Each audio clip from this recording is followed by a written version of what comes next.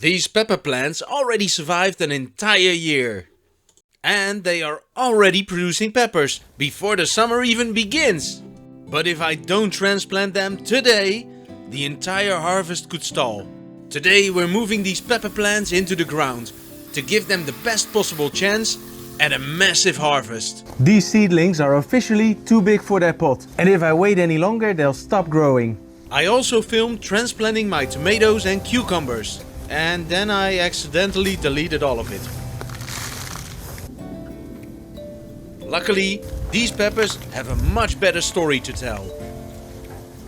These are the same plants as we started from seed earlier this season, and today they finally go into the ground. A few months ago, these were tiny seedlings. And after all that care, they finally get a spot in the garden. Now these peppers are a little different. They are the survivors from last season. These plants survived the entire winter indoors.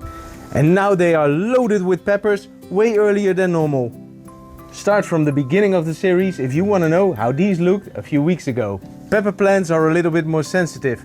They hate a rough transplant. So this part really matters. This is exactly what I was hoping to see. The roots look healthy, well developed, and most important, they haven't become rootbound yet. That often slows growth and can set a plant back for weeks. Luckily we caught this one at exactly the right time. Free tomato tip. Tomatoes are really special. You can even bury them deeper than before. The stem eventually turns into more roots. What are you guys growing this season? Tomatoes, peppers, or something completely different? Let me know in the comments.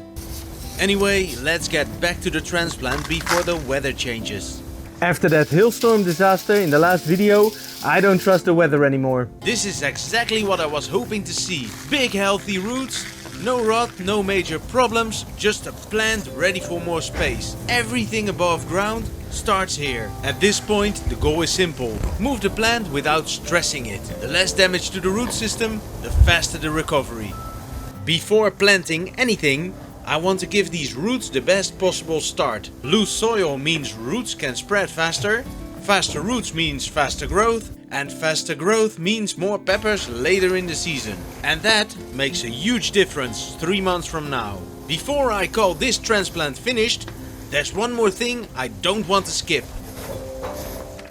A layer of mulch. Might not look important right now, but once the summer heat arrives, this can make a huge difference. It helps the soil hold moisture much longer, keeps the root temperature more stable, and reduces competition from weeds. Which means these plants can spend less energy surviving and more energy growing peppers. We already gone from seed to seedling to transplanting. I will be updating these pepper plants all the way to the harvest. So subscribe if you want to see the final result. So the peppers are finally in the ground. The overwintered plants have room to grow. The seedlings are settling into their new homes. And now the waiting begins. Let's see what they can do. And if you missed the seed starting video or the first transplant stage, start there next. And I'll see you next time.